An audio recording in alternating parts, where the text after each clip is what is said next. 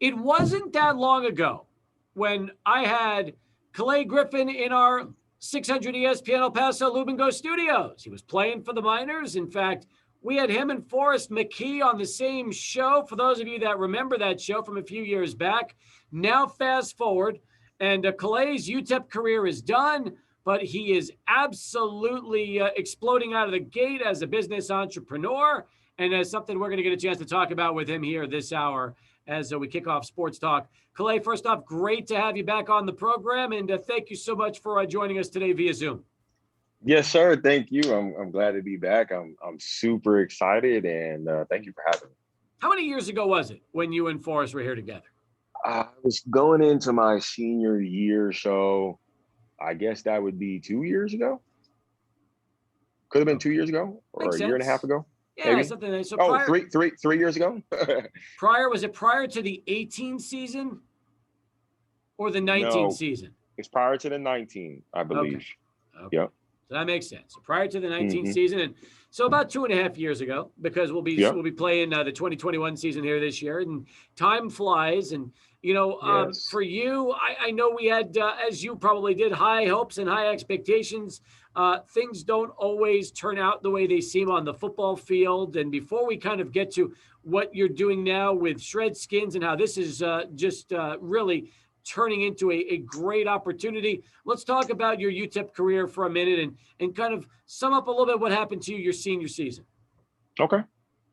Yeah. Well, obviously, just like anybody else, you go in and you're not really thinking about injuries. You're going in and you're just expecting to play 110% because that's what my coaches expected of me. And just in long story short, I was one of those guys who was like a rotating guy, special teams guy for majority of my career. And my senior year, I finally was able to earn that starting spot going into the season. It was very exciting. Anyone that knew me knew that it was well deserved, and I worked very hard to get there. And just the season opener on the sixth play, and in no exaggeration, you can look this up. I had 2 QB hurries, a half a tackle and a half a sack, a half a tackle and a half a TFL, and in 6 plays, on that 6th play, went for a regular RPO tackle and snapped my arm in half. So as you can imagine, in those 6 plays, I was like, wow, like this is my season. This is what I was looking forward to. They didn't even get a chance to get into some of those bigger games like Texas and Nevada, but ended up breaking my arm. Ended up playing 4 to 5 plays after that with a broken arm because I knew that once I came off that field, I probably wasn't coming back on for that game. And then when I did, I cried. It was tough. And they told me that I was out for the season. And me being me, I didn't accept that for an answer. So I ended up beating my recovery time by 5 weeks and ended up returning that season, which was crazy. Dr. Natividad, shout out to him, was super impressed with my recovery. And I ended up playing the last 5 games. So I tried to squeeze some more film in there, to get ready to try to move on from football. But, that's the tale of the tape, man. And I'm a firm believer in everything happens for a reason. And even though, my season was interrupted by injury, I feel like I learned a lot. I built a relationship with certain people that will last a long time. And I ended up getting my degree. And I had fun doing it. I have a beautiful son. And there's a lot of positive things out of there. Now, let me ask you this, Kalaii. Did you have a medical red shirt available at the time of the injury? I did. So not only did I have a medical red shirt, I had a regular red shirt. But the thing about me, man, is that I'm a little bit older. So I was coming out, I think I was coming out either 24. I think I was coming out about 24. And I did the math and I would have been like 26 getting ready to come into the NFL. And I was just like, you know what? I have a son. I don't know if I want to do that. So I knew that I was going to absolutely kill my pro day, which I did. And I knew I was taking the risk of not having a lot of film. But that's the route I chose. I just didn't want to live the college lifestyle anymore. Me being 6 years older than some kids on the team. I had a whole family at the time. I did not want to keep living that college lifestyle and that college compensation. So I was just like, no, I'm going to choose to try to beat the recovery time and play and give it my shot at pro day. And unfortunately, COVID happened. So there was no extra workouts for me. So At the same time, I think you said it best. People sometimes don't realize that somebody like yourself, compared to somebody first coming on campus, a 6-year age gap is enormous when you're talking about the college game, isn't it? Yep, exactly. I have a adult child. I'm paying all my bills off of a NCAA check that I'm working over 40 hours a week for, and trying to be a honor roll student, by the way, and support a family. And it was tough. It was tough. And then on top of that, I had an injury. So there's a lot that goes into it, which could be a whole nother conversation. But I just feel like that is something that I want to do down the road, and just helping college athletes adapt to that type of lifestyle. But I will tell you though, that lifestyle does prepare you for whether it's a job or running your own company down the road, because it teaches you discipline if you do it the right way and you have the right coaches, which we did. And it teaches you discipline, and it teaches you definitely those things that carry on to the future of being a man. What was it like for you trying to balance your senior season, the rehab, the injury, coursework, graduation, and on top of all that, being a father, knowing you have a little one you're trying to provide for? That is something that a lot of people, they can't relate to, because it's one thing having a child and being in your early to mid 20s. It's something else being a student athlete and trying to balance that out while getting your degree and also getting a chance to come back from what could have been a career-ending injury at the time in college, not necessarily the pros, but for college. So let's talk a little bit about all that. No, seriously. So I'll take you about a year and a half earlier than that, just to kind of give you perspective of the type of man and father and hard worker that I am. And it didn't take me until years to really just sit back and kind of pat myself on the back, man, because I'm super humble. But there's some things that I've done for the program and being a father that I'm just like, I sit back and I'm like, damn, how did I do that? And to all my dads out there, as when you're there, seeing your child being birthed, and it's a long process, and it's a process that started months before that night and that day. That's something that you can't prepare for. And just to give you a perspective, man, my son was born at midnight, June 23rd, and I was up. She was in labor for 24 hours.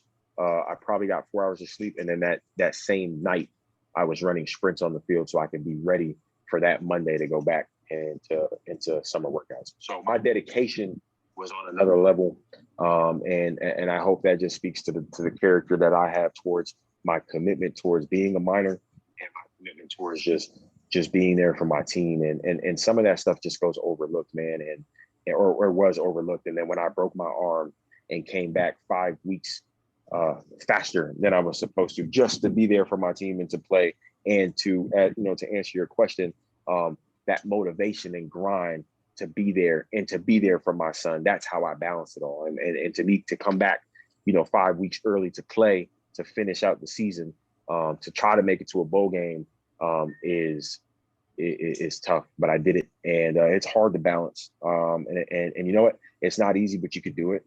And it's just, the mindset is where it starts. And that's just something that I had to keep learning. And his mother was great. Is great. And that's also what helped me get through it too. So. Kalaii Griffin with us here on Sports Talk as we continue. What was the most satisfying of the 5 remaining games you had coming back from the injury? Was there one particular moment in one of those games that really stood out for you? Yeah, it's funny when you were saying it, I was thinking of New Mexico State, but I will say I remember the feeling of walking off the field of the first game back at halftime. And I have a picture, actually. I was just super happy. And so many people tweeted about it, and was just like, hey, one of my favorite linebackers is back. A lot of people were happy to see me back, and I got an I wouldn't say extremely, but I got a big hit on a quarterback on like my third play back. They put me in. It was super cool. My whole team was excited for me, and it was something that we were going over in film. I read it perfectly and got a really good hit on the quarterback. And I just got up and I was like, this is that feeling. This is that feeling that I've been working towards. And I remember I ended up getting like another tackle before the half. And I remember coming off that field, first game back, mind you, had a long season ahead. First game back, first half. And I just remember coming out that field feeling like I won. Like I just won. And I remember feeling like no matter what happens from now, like from here on out, I just know that I am so happy, and that was so satisfying to get one more hit in, because I didn't think I was going to play the game again. You break your arm. I played linebacker. You got to use that arm. You got to get off blocks. And I just felt like I probably wasn't going to see the field again. So that was probably my most satisfying moment for sure. How tough is it for a 26-year-old with no professional experience trying to still make it in the pros now? Because let's fast forward a year after COVID. Now things are starting to get back to normal. You got the vaccinations going. You've got fans back in the stadiums to watch games, and things are slowly making their way back to the way we want to see it. All that being said, if you were to try now to still keep your dream alive and play professional football after last season, we know the odds are stacked against you, but the odds were stacked against you even coming back in the first place from the arm injuries. So tell me where you're at from a football standpoint. And are you still kind of holding out hope that you'll get that opportunity to make up for last season? Okay, so that's a great question. And there's a lot into it, and I'll try to like make it short. But to answer your question about the odds, it's damn near impossible, because here's the thing. You got 21-year-olds that are, okay, I'll give you for an example. So for me, right, I played at around 200. Anybody that knows football positions, they'll understand what I'm saying. I played at like 220 as a linebacker, which is undersized. So I had to be extremely fast, which I was. But I didn't have the film, right? And I'm 26. There's guys like Isaiah Simmons on the Cardinals, who's 21 years old, 6'4", 245 pounds, and runs a 4.3 laser. You get what I'm saying? Yeah. Now, mind you, that's a first rounder. You have practice squad, you have 1 through 7 rounds. But my point is, there's young guys doing it too. There's young guys that are playing at bigger programs that are running fast, jumping as high as you. Mind you, my pro day numbers were very impressive. I will say top 5 in all my numbers, probably except the 40, but which I ran a 4.55 laser. But my numbers were great. But then you need the film, and then you need the level of play. So to answer you, I mean, it would have been tough. Now it kind of depends on what you define as professional, right? So like I could have played in Germany, right? I could have had the option to play in Germany, and maybe if I stayed consistent in the grind, I could have probably maybe got a shot in the CFL to maybe show what I got. They were very interested, but then they ended up canceling that season. But no, that's not where my mind is at. I'm focusing on my business, which we'll eventually talk about, and I'm starting to get into the fighting world. I found a passion in that competitiveness of MMA and the martial arts. I feel like that's something that translates really well. I wish more athletes would want to do that. It does take a different type of mindset, but I've been finding a passion in just learning how to get in the octagon and fight. And I think it's something that translates from football, just being competitive and just being knocked down so many times and getting back up mentally. And now I'm just translating it physically. And it's been pretty neat. But, aside from finding that passion, I've just been 100% focused on being a better father and being the best CEO and owner I could be. And that's just learning every day, learning my 2-year-old every day and learning the tales of the tape of business this time, studying film, but in a different sense of how do I grow my business? How do I, make money this way? How do I build connections this way?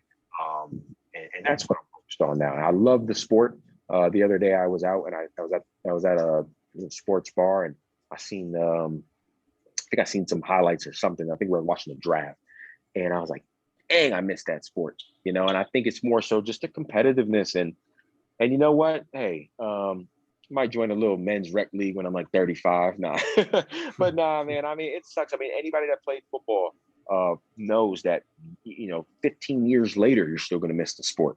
But it's just something that I got to move on from, and it's something that I have to. AJ Hoskins, great motivator, very optimistic, very positive, and he also listens to this dude named Gary V. And just some of the things that I talk to AJ about, and he talks to me about, it's like stop the mindset of thinking like, damn, I wish I could play football again, but more so, what did I learn and what did I do in that time frame of playing football that's positive to me now? And that's the mindset that I think everyone should have. It's like, well, what are the positive things that I did take from it? Not worrying about why am I not playing it no more? You know what I mean? So, yeah. Let's welcome back right now Kalaii Griffin to the program, former UTEP minor, CEO of ShredSkinz, which we're going to talk about right now because from your 2019 UTEP season to graduation to coming back home, dealing with COVID, having a family, everything you had on your plate. How does somebody suddenly pivot into looking to start their own business during a pandemic? I don't believe in luck, but it's one of those things where it's just like it was right in front of my face. And it's funny, they say some of the best ideas that people come up with are just things that somebody does every day, and they're just like, well, why didn't I think of it? And that's kind of what was happening, trying to deal with the COVID. We were staying with my son's grandmother. We were just trying to save as much money as possible. I'm training. I'm trying to find ways to, stay in shape, to lose weight. And I was using trash bags, as anybody would know, as like the old school method of, shedding quick weight in boxing. And so I kept using them. I kept buying sauna suits at Walmart. And I was just like, these are both not working for me. The Walmart ones were ripping on me after the third time. The trash bags are trash bags, and they weren't covering my arms, and they weren't holding the sweat in. I was getting, soaked, and I was like, this is not working. So I just ended up looking it up. And I was like, single-use sauna suits, and it didn't exist. So I kind of just stumbled across that idea like that, and I ended up going pedal to the metal, and I was just like, I'm going to make this a thing. And that's kind of how I came across it. It's pretty wild when you start to think about it. So from when you started researching till you finally came up with a suit you liked that you were ready to go with, how much time are we talking about here, Kalaii? So let's see. Came up with the idea in August. We launched in October, or October 10th, 10/10/20. Yep. Mm-hmm. And so I would say it took a long time. But when I say I was on my phone grinding to try to find the proper manufacturer, to try to find proper name, to secure LLCs and trademarks and patents. I mean, I was around the clock, just grinding. So I would say it took me about a full month until I was ready to go. And then at that point, we were just waiting. We were just waiting for it, building the anticipation, building the brand, working on protecting ourselves. And it was almost, if you look at it in a 2-month span, that's pretty fast. And I was just grinding, trying to get it done as fast as possible, because I knew it was an idea that made sense. So as far as manufacturers of the products go, were you looking at American companies? Were you looking at overseas? Where were you trying to get it from? So we have a recyclable product, and that's what also separates us from a trash bag. But we have a recyclable product, and obviously, when somebody thinks of manufacturing, you want to stay in the U.S., right, as much as possible. But here's the thing: the U.S. is usually probably getting it from China anyway. And we were trying to find someone that even understood what we were talking about. So not it being the problem of not even it being manufactured in the U.S., because we're eventually taking that route. I had to find a manufacturer that even had the materials, the recyclable materials I wanted, and knew what I was talking about. So I looked over, no exaggeration, 95 manufacturers in China, probably 15 to 20 manufacturers in the combined of US and Mexico. And nobody knew what I was talking about, but this one. And it was really neat, because I they're great. And, eventually, there's nothing against them and there's nothing against China, but eventually I do want to take my jobs back to US. I think that's pivotal, and I think that's great for the country, and I would love to do that. But right now, we are manufactured and made in China. Now, as far as the name ShredSkinz goes, how many different names were you tossing around before you came up with that one? Probably about 3. I remember going to friends and family with my first name, ShredSkinz, and they were like, absolutely not. And I just remember being, it just like clicked to me. I was like, ShredSkinz, almost like a snake shredding its old skin off of its body and being in a new self. And it's kind of like a double meaning. And I was like, that's going to be the logo. And obviously it's not right now, but I was like, that's going to be the logo. That's what I'm shooting for. And I remember just going downstairs and telling my friends and family, and I was just like, ShredSkinz. And my son's mom, who is a straight shooter, she'll tell you how it is, tell you, exactly if it's good or not. And she was like, yes, that's it. And I knew her word she wasn't gonna, BS me. And so when she said yes, I was like, okay, this is it. And I remember I confirmed it with like, my sisters and, other people. And I was like, wow, this is gonna be it. So ShredSkinz ended up sticking. And that's how I kind of came up with it. Keep things moving right now with Kalaii Griffin as we talk about ShredSkinz, the website ShredSkinz.shop. Now it's Shred, SKINZ.shop. That's the name of the site. You've been around now about 7 months since you launched it back in October. You tell me, is it grown much faster than you expected? A lot faster. We probably sold out about almost 5 times in those 7 months. And you can't scale that. Like we don't try to sell out. Honestly, like that's not the goal. We want to be accessible to everybody because we are single use. But we can't control. We have a great TikTok manager per se, someone that runs TikTok. She's amazing. And you can't scale those types of things. You can't scale going viral, on social media nowadays. So like you can pay for ads, you can social media, but once something catches and goes viral, you can't scale that. So it's growing a lot faster. It's been crazy. I'm fascinated with social media because for me, obviously the conventional Facebook, Twitter, Instagram, the big three. And then you look at LinkedIn, but tell me about TikTok and how this particular app is really what allowed ShredSkinz to go viral for you. So TikTok is revolutionary, and I believe everyone should have one. TikTok is one of those things where you're just recording your daily activities, and what happens is people love to show their sweat. So when you're wearing a ShredSkinz and you have this sweat sack at the bottom, you end up dumping it. It's like a giant puddle of sweat. People love to see that. They think it's funny, they think it's cool, and it just shows a lot of hard work. We get a lot of people that show their transformations of using ShredSkinz while working out, while having the proper nutrition. But you document those things and you post it, and people love it. People think it's weird, people think it's cool, they think it's gross. And we've had up to almost 6 million views on one video. So couple million views, a couple 100,000 views, many thousands of views. So it's been great. It's been crazy. And TikTok is for anybody and everybody. It's not just ShredSkinz. There's people on there doing weird stuff, so just about what fits for you. Is this the kind of product that you think will eventually become mainstream for college teams, pro teams, and all sports? I mean, ultimately, is this the kind of thing that you think a lot of athletes will utilize, or will this become more of a niche audience? Let me get your thoughts on that.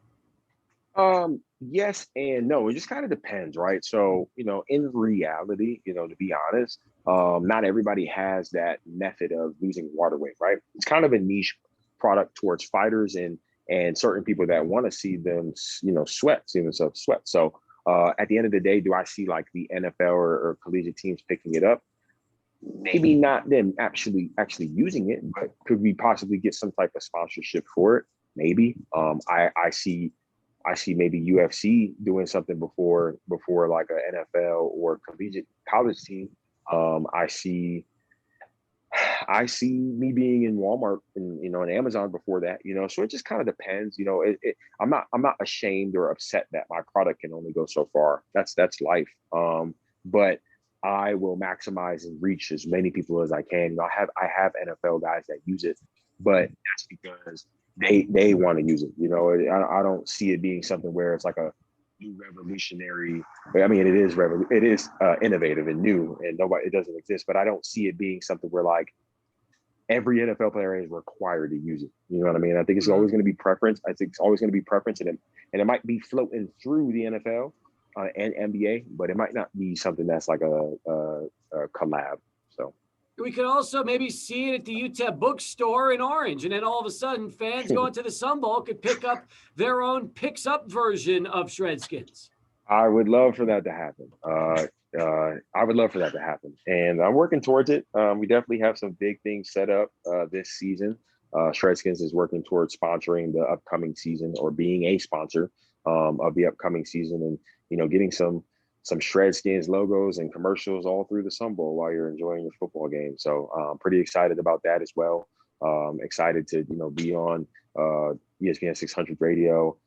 and just a lot of big things planned for the city that help shape me for who I am today. And I just want to give back to the program, and I think that's a way. I mean, it's not cheap. I want to support and do whatever I can to give back as an alumni. So I'm pretty excited about that. I absolutely love that. I think the fact that you're wanting to work with the university and actually sponsor UTEP sports and UTEP football with the company, and you mentioned giving back, that's one way to really get your name out, but doing just that. And one of the things, we talked to AJ Hodgkins about, and I'll ask you about this too, is what would you like to see from the university for their former athletes? Would you like to see the university really keep trying to work towards connecting with the former athletes and make sure that when you leave UTEP, you feel like you're a Miner for life? 110%. I feel like UTEP should do a better job with connecting with the former athletes, because there's a lot of people that are not just doing well, but some people are doing bad. And some people are struggle with the struggle of trying to figure out what's next after football. And mind you, they can't baby 100 grown men every year. But at the end of the day, there should be some type of program or communication set up just to check on guys, and especially guys like AJ Hodgkins. And I mean, the list goes on. Some guys are obviously in the NFL doing well, but even those guys in the NFL doing well, I know we talk a lot about Aaron Jones, who respectively does deserve to be talked about. But you got guys like Roy Robertson Harris that's just signed a major contract. I didn't see much talked about it with UTEP. Nick Needham just got re-signed, a complete baller. I didn't see much talked about it with UTEP.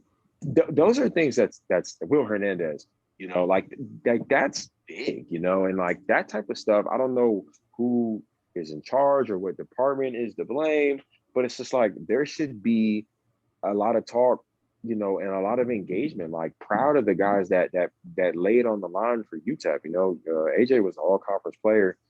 He's doing a lot of big things, and he's trying to find ways to engage and do certain things to raise ticket sales. But just even aside from him, like guys that are in the league and balling are not being talked about. I don't see them getting care packages. They come back every year to spring games. I don't see, the carpet should be rolled out for them guys. Not everybody makes it to the league from UTEP. I think 2 years in a row, nobody made it to the league. So it's just like, these guys need to be praised like as they deserve. So that's my opinion. I spoke to UTEP about this. They agree that they have not done a good job. They want to do a better job, and they've talked about doing what they can to really improve on that. They just launched an app a week or two ago that's designed to connect student athletes with each other, past, present, and I think that's important, especially if it's an app that only student athletes can access and nobody else. So to me, cool. Kalaii, that's a start. And hopefully from that, we'll see, more efforts done by the university. And hopefully what it'll do is just find a way to, like you said, keep those that play connected to the school, but also show the athletes playing today, hey, look at all these former Miners and what they're doing now. I agree. I think that's awesome. I think that's a step. I think it's definitely big. Good. I'm excited about that. And but hey, I'm more of a doer. So, if I ever get the opportunity to set something up in place, then I will, and I feel like guys deserve to be, just like I said, I want to do things for young guys that are transitioning into college. There's young guys like Jacob Cowing that he has a son. You know what I mean? Like, most people probably don't know that, or they do. I think they did a story on him, but like, my point is like, that's big. You know what I mean? And I just want to be there for guys. And if there's anything that Griffin can do through ShredSkinz, that's my goal. I feel like I've been slowly finding a meaning and purpose in life other than being an amazing father. I feel like it's my goal and my job to help change people's lives, not just, through a product, but just, if I'm fortunate enough to have a system per se to help other people, why not use it? And that's what I'm doing today. Kalaii Griffin with us here on SportsTalk. Where do you see ShredSkinz, 2 to 5 years down the road? Where do you think it's going? I see more sponsorships with the UFC. I see even more sponsorships in the city of El Paso. I still see a base in Texas, possibly, but I see ShredSkinz being everywhere. But I will say I will be deep into the UFC world by then. I will probably be, posted by a couple football players, but I do see being deep in the fighting world. I want to be everywhere in the Sun Bowl. I want to be everywhere in El Paso. I want people to they see ShredSkinz everywhere. I want it to be on billboards in El Paso. I want it to be everywhere in El Paso. And I mean, just consistency. You know what I mean? Just consistency. I want to be on Amazon. I want to be in Target. And the reason why I say Target is because Target is making a pledge to support Black-owned businesses and put a couple of billion into that. So I want to be in Target. I want to be on Amazon, and I want to be everywhere in El Paso and deep into the fighting world. That's where I see myself in 2 to 5 years with ShredSkinz. Now, you say deep into the fighting world. I'm assuming that's the company, but you personally, right? Is the future now to try to put together a UFC career for yourself and get involved in that professionally? That would definitely be cool. That would definitely be cool. Right now, struggling with balancing business, doing that full time working out, because working out is definitely very different. Struggling with just kind of balancing it all. And I'm soon going to get that. I go 5 days a week, studying jujitsu and Muay Thai, a little bit of Kung Fu Karate as well. But I'm trying to find that balance. And I would love to, but I'm in no rush. And it's funny because in the football world, but in the fighting, young. So it's no rush, and I'm just learning, getting better every day, trying to lose some weight. 235 is nice in football, but you don't want to fight no heavyweights in the UFC, man. I'll tell you that. You don't want to fight no Francis Ngannou's and them. So yeah, I mean, maybe, listen, there's no, I will accomplish whatever I put my mind to eventually. You know what I mean? So yep. I hear you. Kalaii Griffin with us here on Sports Talk. The website again, ShredSkinz.shop. That's ShredSkinz, SKINZ.shop. It sounds to me like, as great as this has been for you the last 7 months, and as much as you've got so many things going on in your life, this is probably the first. I wouldn't be surprised if you've got other business ventures you're already starting to think about right now. And as this continues to do well, it could be the first of many opportunities for you. Oh, yes, sir. I mean, I'm just learning, I'm learning. I love the concept of real estate. I love the concept of charity and nonprofits. I love the concept of renting and cars and trucks. And there's just so many businesses to do and to think about. And I mean, I will be honest, I do 100% of whatever my mind is put towards. So I try not to let my mind stray. And as Mark Cuban says, think of an exit plan. When somebody starts thinking of like ways to sell their company, it's like they're already thinking of some type of exit plan. And I try not to do that. I try to just focus 110% on how I can grow ShredSkinz. But I will say I am interested in getting into some property.